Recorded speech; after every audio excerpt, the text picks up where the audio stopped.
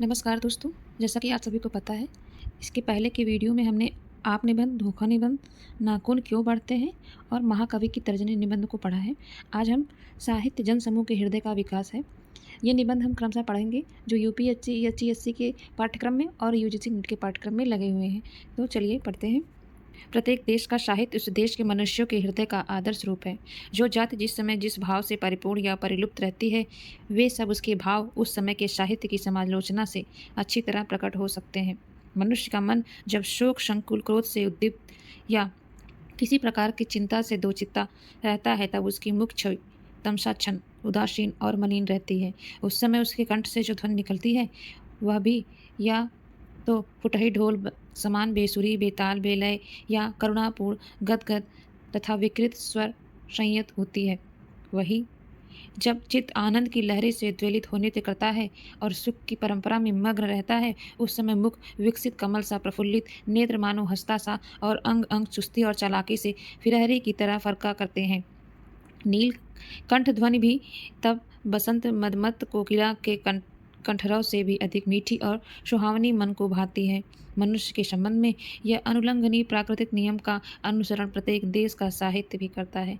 इसमें कभी को क्रोधपूर्ण अयंगर गर्जन, कभी को प्रेम का उच्छ्वास, कभी को शोक और परिताप जनित हृदय विदारी करुणा निस्वन, कभी को वीरता गौर से बाहुबल के दर्प में दबा हुआ सिंहनाद, कभी को कवि के उन्मेष से चित्त की तरलता का परिणाम अश्रुपात आदि अनेक प्रकार के प्राकृतिक भावों का उद्गार देखा जाता है। इसलिए साहित्य यदि जन समूह के चित्त का चित्रपट कहा जाए तो संगत है। किसी देश का इतिहास पढ़ने से केवल बाहरी हाल हम उस देश का जान सकते हैं, पर साहित्य के अनुकूलन से कौम के सब समय समय के आभ्यंतरिक भाव हमें प्रतिस्फुट हो सकते हैं। हमारे पुराने आर्यों का साहित्य वेद है। उस समय आर्यों की शैशवावस्था थी, बालकों के समान जिनका भाव भोलापन, उदार भाव, निष्कपट भाव वेद के साहित्य को एक विलक्षण तथा पवित्र माधुर्य प्रदान करता है। वेद जिन महापुरुषों के हृदय का विकास था, वे लोग मनु और याज्ञवल्क्य के समान समाज के आभ्यंतरिक भेद, वर्ण विवेक आदि के झगड़ों में पड़ समाज की उन्नति या अवनति की तरह तरह की चिंता में नहीं पड़े थे। कणादिया कपिल के समान अपने अपने शास्त्रों के मूल भीत बीज सूत्रों को आगे कर प्राकृतिक पदार्थों के तत्व की छान में दिन रात नहीं डूबे रहते थे। न कालिदास, भवभूत, श्रीहर्ष आदि कवियों के संप्रदाय के अनुसार वे लोग कामिनी के विभ्रम विलास और लावण्य लीला लहरी में गोते मार मार प्रमथ हुए थे। प्रातःकाल सूर्योदयोन्मुख सूर्य की प्रतिभा देख उनके सीधे साधे चित्त ने बिना कुछ विशेष छानबीन किए उसे अज्ञात और अजेय शक्ति समझ लिया। इसके द्वारा वे अनेक प्रकार का लाभ देख कानन स्थित विहंग कूजन समान कलकल रव से प्रकृति की प्रभात वंदना का साम गाने लगे।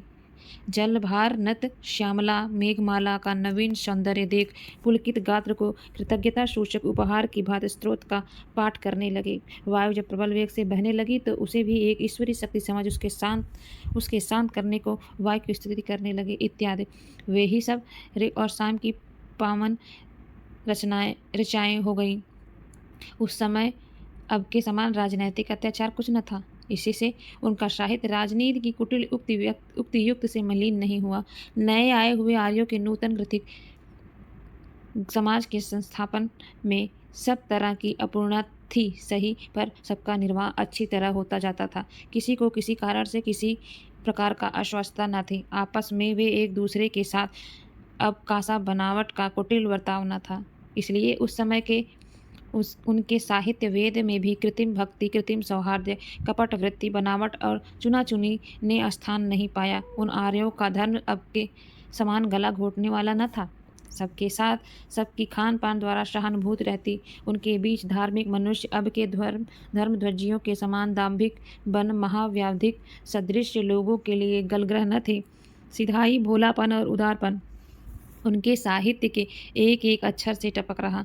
एक बार महात्मा ईसा एक सुकुमार मति बालक को अपनी गोद में बैठाकर अपने शिष्यों की ओर इशारा करके बोले कि जो कोई छोटे बालक के समान भोला बने, उसका स्वर्ग के राज्य में कुछ अधिकार नहीं। हम भी कहते हैं, जो सुकुमार चित्त वेदभाषी इन आर्यों की तरह पद पद में ईश्वर का भय रख प्राकृतिक पदार्थों के सौंदर्य पर मोहित हो, बालकों के समान सरलमति न हो, उनका स्वर्ग के राज्य में प्रवेश करना अति दुष्कर है। इन्हीं प्राकृतिक पदार्थों का अनुशीलन करते करते इन आर्यों में ईश्वर के विषय में जो भाव उदय हुए, वो ही सब एक नए प्रकार के साहित्य उपनिषद के नाम से कहलाए। जब इन आर्यों का समाज अधिक बढ़ा और लोगों की रीति नीति और बर्ताव में विभिन्नता होती गई, तब सबों को एकता के सूत्र में बद्ध करने के लिए और अपने अपने गुणकर्म से लोग चल विचल हो सामाजिक नियमों को किसी प्रकार की हानि न पहुँचावें, इसलिए स्मृति के साहित्य का जन्म हुआ। मनु, अत्रि, हारित, याज्ञवल्क्य आदि ने अपने अपने नाम की संहिता बना विविध प्रकार के राजनैतिक, सामाजिक और धार्मिक विषयों का सूत्रपात किया। इन्हीं के समकालीन गौतम, कणाद, कपिल, जैमिनी, पतंजलि आदि हुए, जिन्होंने अपने अपने सोचने के परिणाम रूप दर्शन शास्त्रों की बुनियाद डाली। यहाँ तक जो साहित्य हुए, यद्यपि वेद की भाषा का अनुकरण उनमें होता गया, परंतु नित्य नित्य उनकी भाषा अधिक अधिक सरल, कोमल और परिष्कृत होती गई। तथापि इनकी गणना वैदिक भाषा में ही की जाती है। इन स्मृतियों और आर्ष ग्रंथों की भाषा को हम वैदिक और आधुनिक संस्कृत के बीच की भाषा कह सकते हैं। अब से संस्कृत के दो खंड होते चले, जो वेद तथा लोक के नाम से कहे जाते हैं। पाणिनि के सूत्रों में जो संस्कृत पाठियों के लिए कामधेनु का काम दे रही है और जिनके वैदिक और लौकिक सब प्रयोग सिद्ध होते हैं, लोक और वेद की निरख अच्छी तरह की गई और इसी वेद और लोक के अलग अलग भेद से साबित होता है कि संस्कृत किसी प्रकार प्रचलित भाषा थी जो लोगों के बोलचाल के बर्ताव में लाई जाती थी। वेद के उपरांत रामायण महाभारत साहित्य के बड़े बड़े अंग समझे गए। रामायण के समय भारतीय सभ्यता का प्रेम उच्छ्वास परिप्लावित नूतन यौवन, किंतु महाभारत के समय भारतीय सभ्यता क्षतिग्रस्त हो वार्धक्य भाव को पहुँच गई थी। रामायण के प्रधान पुरुष रघुकुलावंतन श्री रामचंद्र थे और भारत के प्रधान पुरुष बुद्धि को तीक्ष्णता के रूप कोट युद्ध विशारद भगवान वासुदेव श्री कृष्ण या उनके हाथ की कठपुतली युधिष्ठिर थे। रामायण के समय से भारत के समय में लोगों के हृदयगत भाव में कितना अंतर हो गया था। रामायण में दो प्रतिद्वंद्वी भाई इस बात के लिए विवाद कर रहे थे कि यह समस्त राज्य और राज सिंहासन हमारा नहीं है, यह सब तुम्हारे ही हाथ में रहेगा। अंत में रामचंद्र ने भरत को विवाद में पराभूत कर समस्त साम्राज्य उनके हस्तगत कर आप आनंद निर्भर चित्त हो सपत्नीक वनवासी हुए। वहीं महाभारत में दो दायाद भाई इस बात के लिए कलह करने पर सन्नद्ध हुए कि जितने में सुई का अग्रभाग ढक जाए इतनी पृथ्वी बिना युद्ध के हम न देंगे। सुचग्र नेव दास्यामि बिना युद्धेन केशव। परिणाम में एक भाई दूसरे पर जय लाभ कर तथा जंगा में गदाघात और मस्तक पर पदाघात से उसका वध कर भाई के राज सिंहासन पर आरूढ़ हो सुख में फूल अनेक तरह के यज्ञ और दान में प्रवृत्त हुआ। रामायण और महाभारत के आचार्य क्रम से कवि कुल गुरु वाल्मीकि और व्यास थे। पृथ्वी के और देशों में इनके समान या इनसे बढ़कर कवि नहीं हुए, ऐसा नहीं है। यूनान देश में होमर, रूस देश में वर्जिल, इटली में डेंटी, इंग्लैंड में चासर और मिल्टन अपनी अपनी असाधारण प्रतिभा से मनुष्य जाति का गौरव बढ़ाने में कुछ कम नहीं थे, परंतु विचित्र कल्पना और प्रकृति के यथार्थ अनुकरण में चिरंतन वृद्ध वाल्मीकि के समान होमर तथा मिल्टन किसी अंश में नहीं बढ़ने पाए।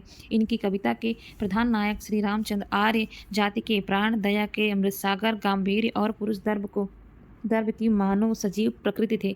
वे प्रीति और समभाव से महानीच जाति पंडाल तक को गले से लगाते थे। उन्होंने लंकेश्वर से प्रबल प्रतिद्वंदी शत्रु को भी कभी तृण के बराबर भी नहीं समझा। स्वर्णमंडित सिंहासन और तपोवन में पर्णकुटी उन्हें एक सी सुखकारी हुई।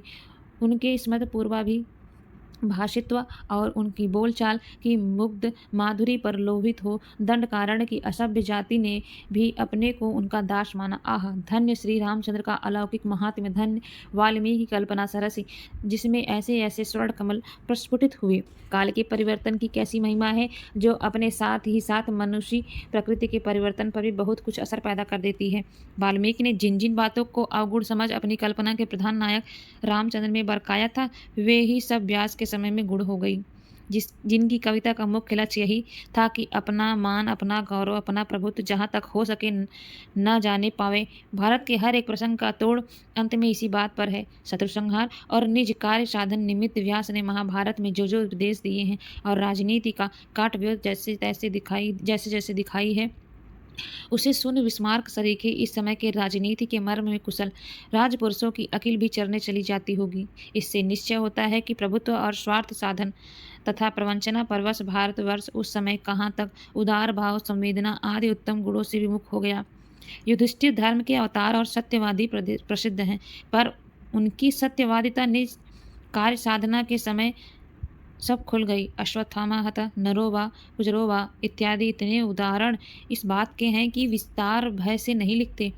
महाभारत के उपरांत भारत और का और ही हो गया। इसकी दशा में परिवर्तन के साथ साथ इसके साहित्य में बड़ा परिवर्तन हो गया। उपरांत बौद्धों का जोर हुआ। ये सब वेद और ब्राह्मणों के बड़े विरोधी थे। वेद की भाषा संस्कृत थी, इसलिए इन्होंने संस्कृत बिगाड़ प्राकृतिक भाषा जारी की। तब से संस्कृत सर्वसाधारण के बोलचाल की भाषा न रही। फिर भी संस्कृत भाषी उस समय बहुत से लोग थे जिन्होंने इस नई भाषा को प्राकृतिक नाम दिया, जिसके अर्थ ही यह है कि प्राकृतिक अर्थात नीचों की भाषा। अतः उस संस्कृत नाटकों में नीच पात्र की भाषा प्राकृतिक और उत्तम पात्र ब्राह्मण या राजा आदि की भाषा संस्कृत रखी गई। कुछ काल उपरांत यह भाषा भी बहुत उन्नति हो पहुंची। सौरसेनी, महाराष्ट्री, मागधी, अर्धमागधी, पैसाची आदि इसकी अनेक भेद हैं। इसमें भी बहुत से साहित्य के ग्रंथ बने। गुणाढ़ कवि का आर्यवध लक्ष्य श्लोक का ग्रंथ बृहत कथा प्राकृति ही में है। सिवा इसके शालिवाहन, सप्तशती आदि कई एक उत्तम प्राकृतिक ग्रंथ और भी मिलते हैं। नंद और चंद्रगुप्त के समय इस भाषा की बड़ी उन्नति हुई। जैनियों के सब ग्रंथ प्रकृति ही में हैं। उनके स्त्रोत, पाठ आदि भी सब इसी में है। इससे मालूम होता है कि प्राकृत किसी समय वेद की भाषा के समान पवित्र समझी गई थी। संस्कृत यद्यपि बोलचाल की भाषा इस समय न रह गई, पर हर एक विषय के ग्रंथ इसमें एक से एक बढ़ चढ़कर बनते गए और साहित्य की तो यहाँ तक तरक्की हुई कि कालिदास आदि कवियों की उक्त व्यक्ति के मुकाबले वेद का भद्दा और रूखा साहित्य अत्यंत फीका मालूम होने लगा। कालिदास की एक एक उपमा पर और भवभूति भारवी श्रीहर्ष बाण की एक एक छटा पर वेद के उम्दा से उम्दा सूक्त, जिनमें हमारे पुराने आर्यों ने मरपच साहित्य की बड़ी भारी कारीगरी दिखलाई, न्यौछावर हैं। संस्कृत के साहित्य के लिए विक्रमादित्य का समय अगस्टन पीरियड कहलाता है, अर्थात उस समय संस्कृत जहाँ तक उसके लिए परिष्कृत होना संभव था अपने पूर्ण सीमा तक पहुँच गई थी। यद्यपि भारवी, माघ, मयूर प्रभृति कई एक उत्तम कवि धाराधिपति भोजराज के समय तक और उनके उपरांत भी पंडित राज जगन्नाथ तक बराबर होते ही गए, किंतु संस्कृत के परिष्कृत होने की सामग्री उस समय तक पूरी हो चुकी थी। भोज का समय तो यहाँ तक कविता की उन्नति का था कि एक एक श्लोक के लिए असंख्य इनाम राजा भोज कवियों को देते थे। वेद का साहित्य उस समय यहीं तक डूब गया था। छांदस मूर्ख की एक पदवी रखी गई थी। केवल पाठ मात्र वेद जानने वाले छांदस कहलाते थे और वे अब तक भी निरे मूर्ख होते आए हैं।